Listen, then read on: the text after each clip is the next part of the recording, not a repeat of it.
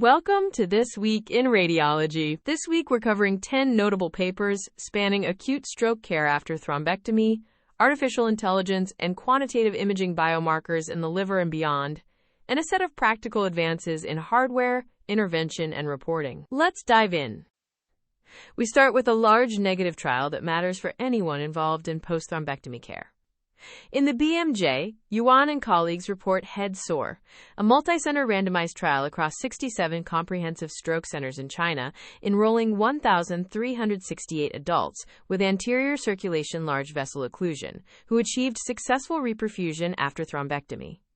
Patients were randomized to keep the head elevated at 30 to 40 degrees or flat at 0 to 10 degrees for the first 72 hours, and the primary outcome was the full distribution of modified Rankin scores at 90 days. The median Rankin score was 3 in both arms, and the shift analysis showed no significant benefit from head elevation. Mortality at 90 days was about 18% with elevation versus about 20% flat, again, not a significant difference. The authors are careful to note the between-group difference was smaller than they had powered for, so a modest benefit can't be excluded. But as it stands, there is no evidence that mandating head elevation after successful reperfusion improves outcomes. For practice, this removes an argument for rigid positioning protocols and lets positioning be driven by aspiration risk, comfort, and hemodynamics. The largest thread this week is artificial intelligence and quantitative imaging as a diagnostic safety net, and the headline paper comes from Nature Medicine. Zhang and colleagues built Lion, a contrast-enhanced CT system for liver malignancy diagnosis, trained on roughly 6,400 patients and validated retrospectively across more than 22,000 across multicenter and real-world cohorts. Discrimination for malignancy was high, with an area under the curve of about 0.98 overall, holding up in patients with hepatic steatosis and dropping only modestly to about 0.92 in cirrhosis, which is where most of us find these cases hardest. They then ran a single-arm prospective trial in more than 10,000 patients, with the model acting as an additional reader inside the existing workflow. It met its endpoint with an area under the curve of about 0.95, and importantly, it flagged 51 lesions that had been overlooked, 15 of them malignant, leading to 37 amended reports and 22 multidisciplinary escalations.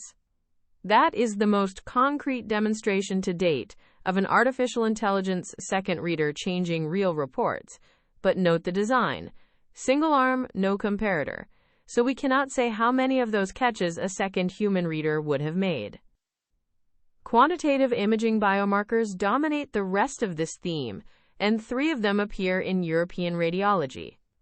Shen and colleagues prospectively compared ultrasound-derived fat fraction against liver biopsy in 418 patients with suspected or confirmed metabolic dysfunction-associated steatotic liver disease across 2 centers.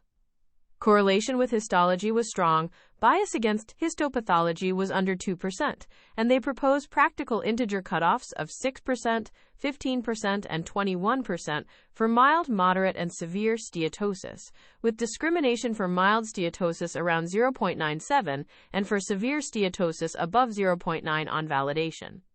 Their dual threshold strategy, with a deliberate indeterminate zone, cut ambiguous classifications by up to about a quarter.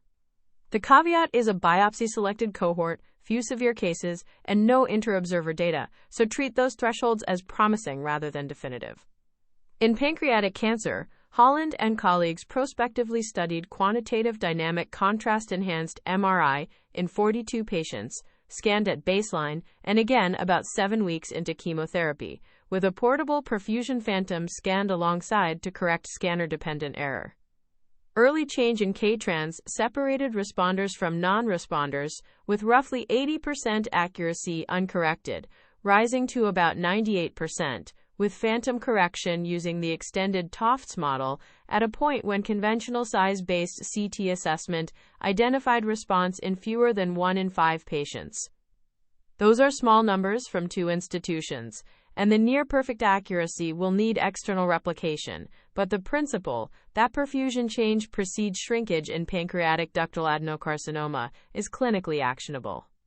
And in lung cancer, Zhang and colleagues developed RAFIST, a contrast-enhanced CT radiomics model trained in 532 patients with resected non-small cell lung cancer to predict histologically quantified tumor fibrosis. Fibrosis score was an independent predictor of both disease-free and overall survival. The model predicted high fibrosis with an area under the curve around 0.88 in training and 0.81 externally, and combining it with clinical variables gave the best 5-year disease-free survival prediction. Transcriptomics linked high fibrosis to extracellular matrix remodeling, hypoxia, and immune suppression, which gives the imaging signature some biological grounding. A third theme is surveillance and hardware. Also in European radiology, Yang and colleagues addressed a problem created by the Liver Imaging Reporting and Data System 2024 surveillance algorithm, which now offers abbreviated MRI for cirrhotic patients whose ultrasound visualization is severely limited.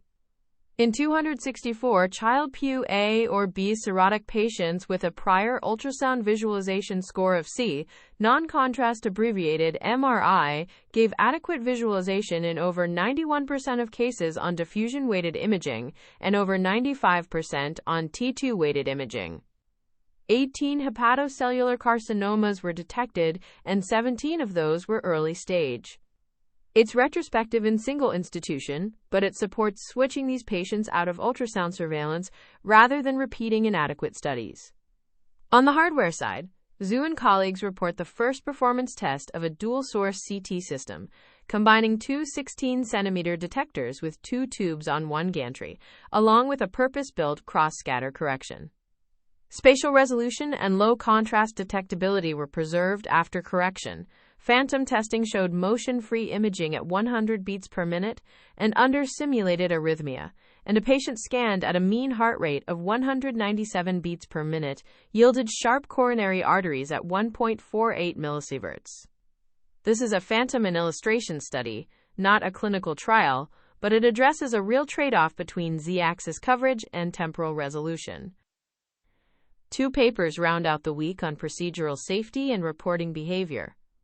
Xu and colleagues, again in European radiology, pooled a decade of experience across 7 centers on percutaneous pulsed electric field ablation for hepatocellular carcinoma in high-risk anatomical locations.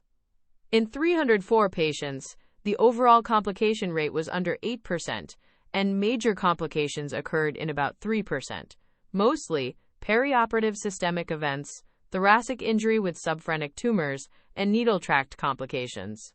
Post-ablation syndrome affected roughly 1 in 5 patients, lower platelet count predicted major complications, and after propensity matching microsecond and nanosecond techniques had comparable safety.